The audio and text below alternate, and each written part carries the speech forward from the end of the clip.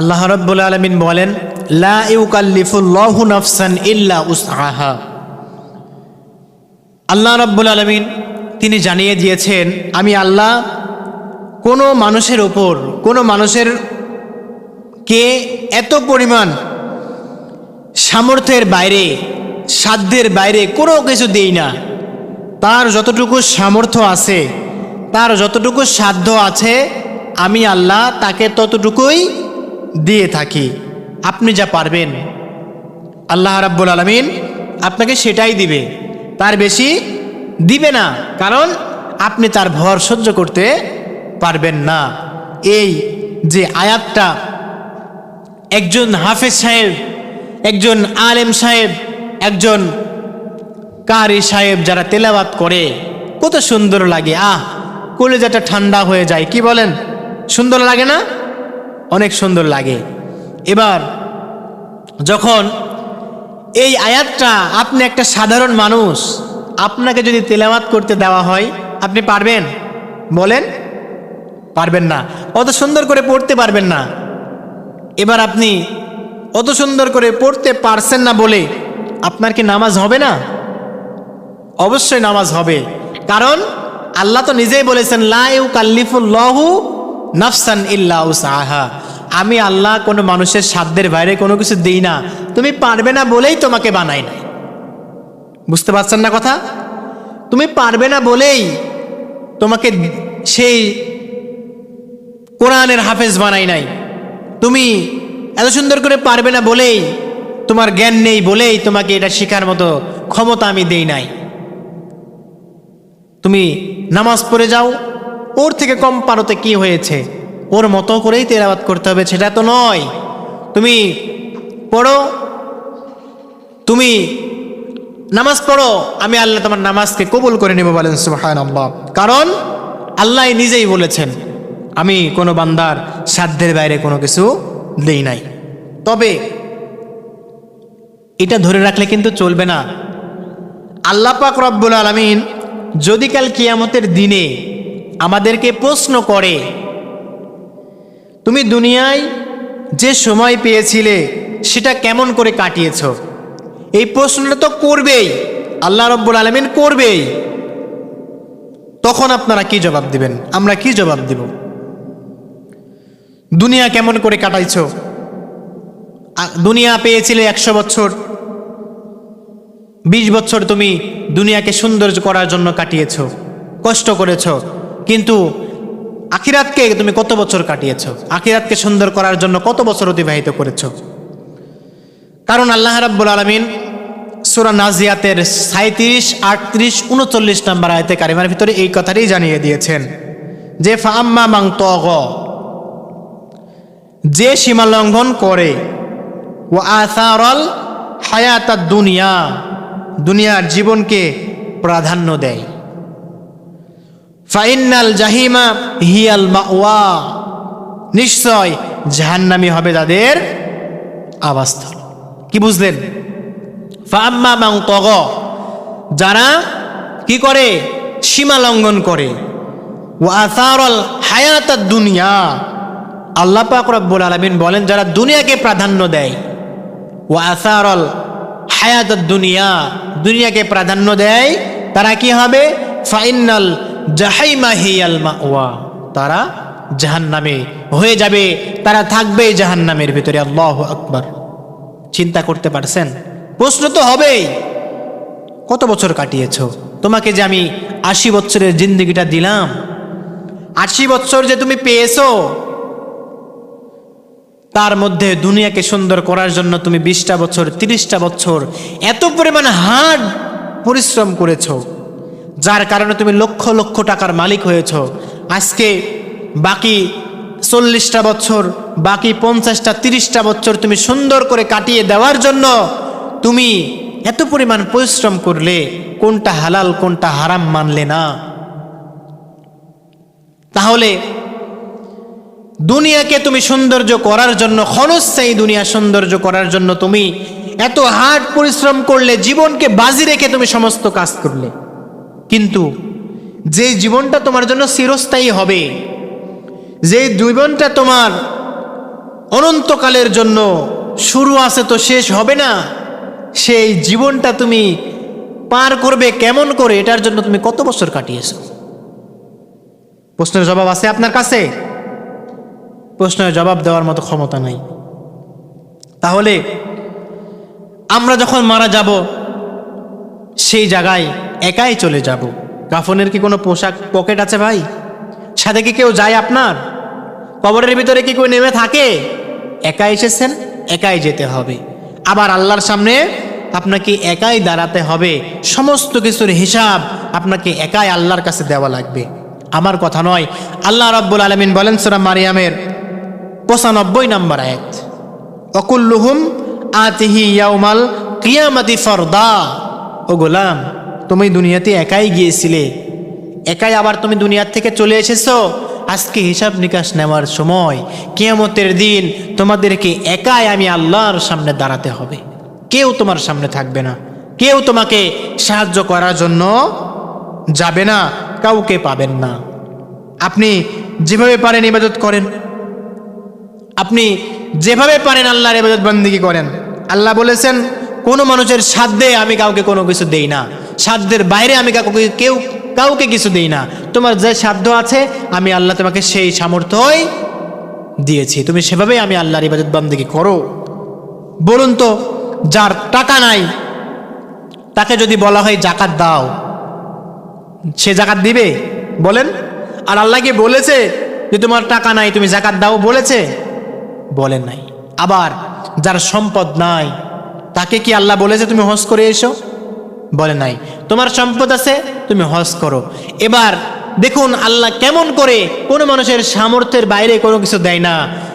দেখুন আপনার সামর্থ্য নাই, আল্লাহ কি বলেছে তুমি হেঁটে হেঁটে ওই মক্কা যাও, ও হেঁটে হেঁটে মদিনা যাও? বলেছে? হজ করা লাগবে কথা আল্লাহ বলে নাই। বুঝতে পারছেন কথা? আল্লাহ যে বলেছে সাধ্যের বাইরে কোনো কিছু দেই না, বুঝতেছেন? বুঝতে হবে আপনার যে সামর্থ্য আছে, যে যোগ্যতা আছে, সেই যোগ্যতা অনুযায়ী আল্লাহ রাব্বুল আলামিন আপনাকে সেই জায়গায় পৌঁছাইয়া দিবেন, সেই কাজ আপনাকে করাবেন। তাহলে আল্লাহ রাব্বুল আলামিন এটাই বলেছেন যে তোমার যে যোগ্যতা আছে, যে সামর্থ্য আছে, সাধ্য আছে, সেটাই আমি আল্লাহ তোমাকে দিব, জুলুম করব না। তারপরে আল্লাহ রাব্বুল আলামিন বলেন লাহা মা কাসাবাত ওয়া আলাইহা মাকতাসাবাত, সে তাই পায় যে সে উপার্জন করে, আর ওয়া আলাইহা মাকতাসাবাত, এবং তার উপর বর্তাবে যা সে করে।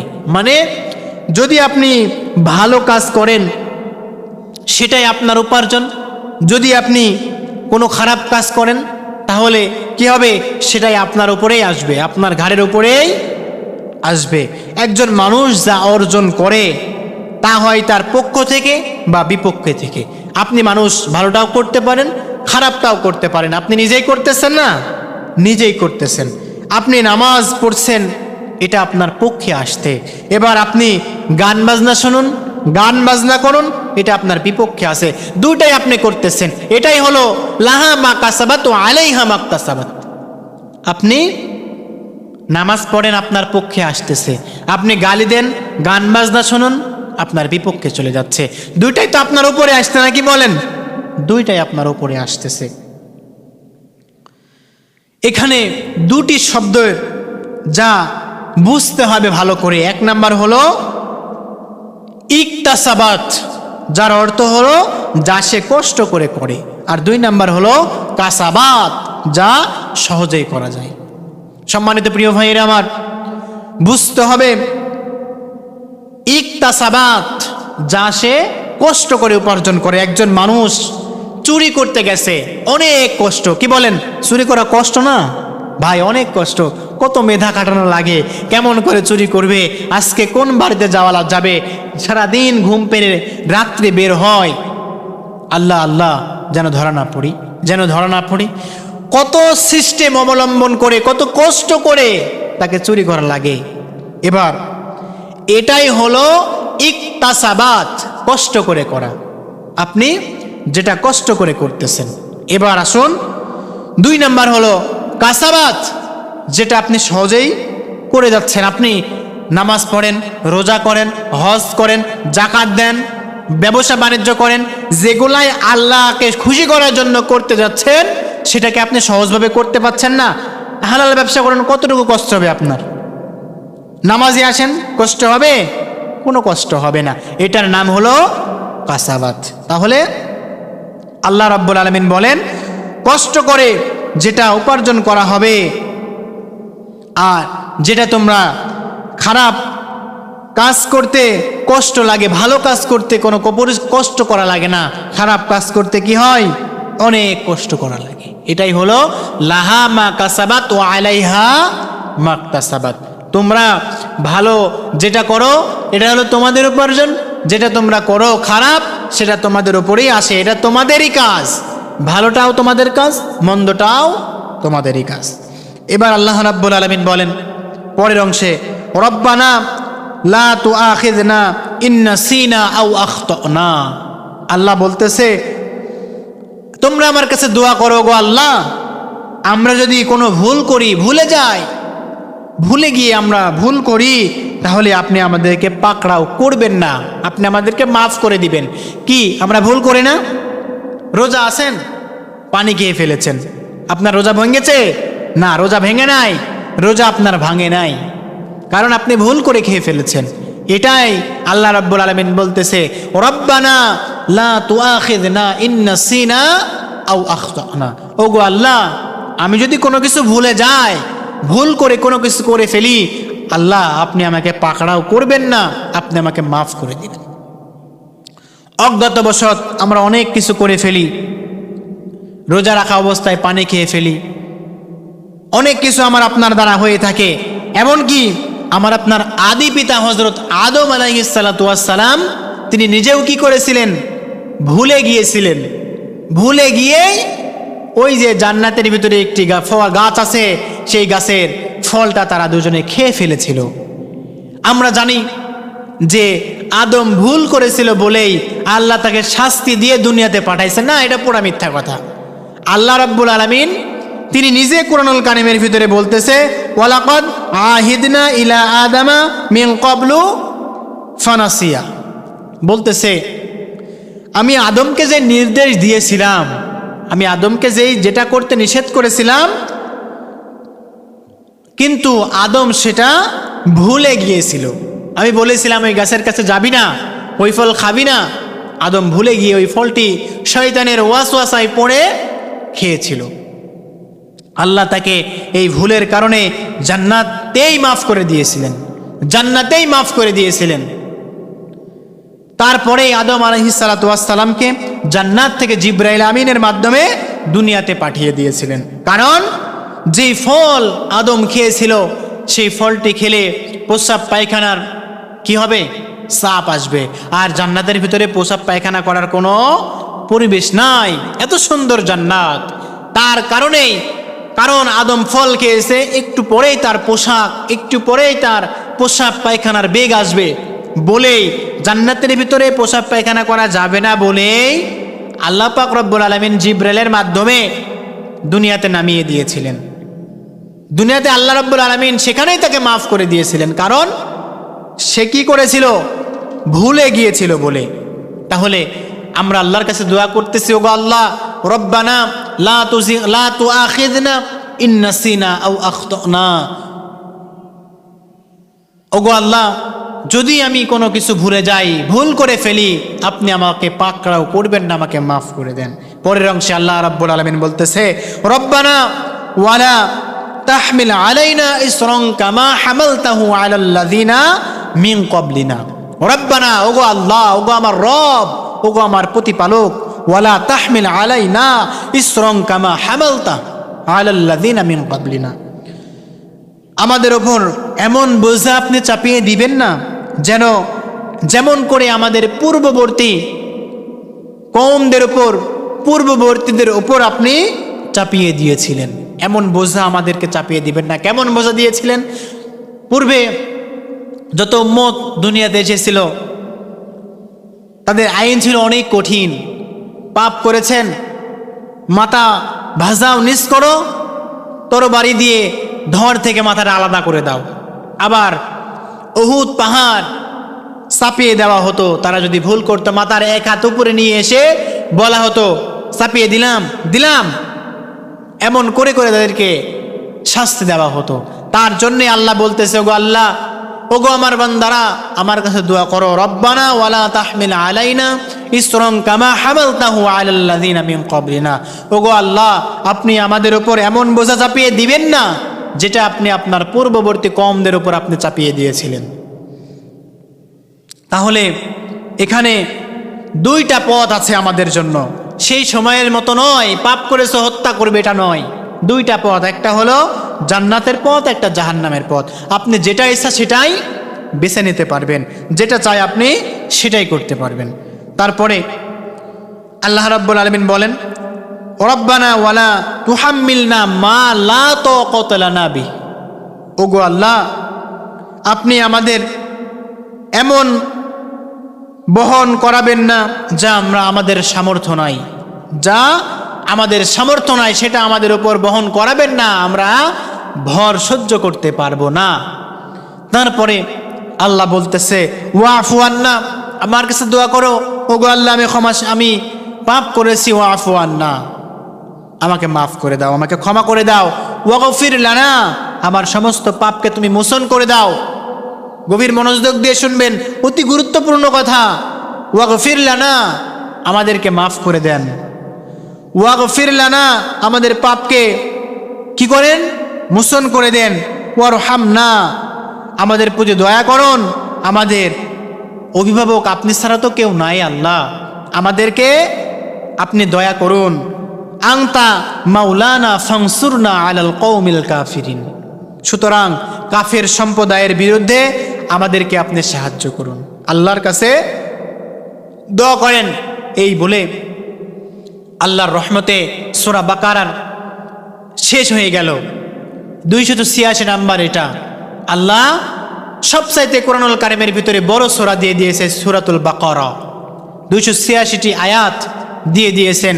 এই কোরআনুল কারিমের সূরাতুল বাকারার শেষের 2টি আয়াত এত গুরুত্বপূর্ণ, এত পরিমাণ ফজিলত আল্লাহ রাব্বুল আলামিন দিয়ে দিয়েছেন। আল্লাহর নবী বিশ্বনবী রাহমাতাল লিল আলামিন বলেন, যদি কোনো ব্যক্তি ঘুমানোর সময়, রাত্রে ঘুমানোর সময় শুয়ে গেছে, সূরাতুল বাকারার 285 এবং 286 অর্থাৎ শেষের 2টি আয়াত তেলাওয়াত করে ঘুমিয়ে যায়, সেই রাত্রি তার ওই সূরা বাকারার 286 এবং 85 আয়াতই তার জন্য যথেষ্ট হয়ে যায়। বলেন সুবহানাল্লাহ। শয়তান তাকে নাড়া দিবে না, ডাকাত দল তাকে ধরতে পারবে না, বিভিন্ন রকম ফেসাদ থেকে আপনাকে মুক্ত করবে সূরাতুল বাকারার 285 এবং 86 নম্বর আয়াত। সম্মানিত প্রিয় ভাইয়েরা, তাহলে আমরা সূরাতুল বাকারার 286 নম্বর আয়াত থেকে আমরা জানতে পারলাম আমার আল্লাহ রাব্বুল আলামিন আপনি যতটুকু যোগ্য যে কাজটা করার, আপনি যেটা করার যতটুকু যোগ্য আপনাকে সেটা করার দায়িত্বই আমার আল্লাহ রাব্বুল আলামিন দিয়ে দেয়। আপনার উপরে বোঝা রব্বুল আলামিন চাপাবেন না। আপনি আল্লাহর কাছে দোয়া করুন, ওয়াগফির লানা ওয়াফু আন্না ওয়াগফির লানা ওয়ারহামনা আনতা মাওলানা ফানসুরনা আলাল কওমিল কাফিরিন। ওগো আল্লাহ, আপনি আমাকে ক্ষমা করে দেন, আপনি আমার উপর রহমত নাজিল করেন, আমার পাপকে আপনি মোচন করে দেন।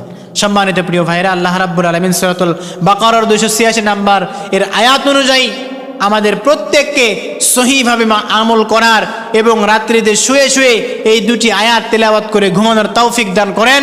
সকলে বলেন আল্লাহুম্মা আমিন। ওয়া আখিরি দাওয়ানা আনিল হামদুলিল্লাহি রাব্বিল আলামিন।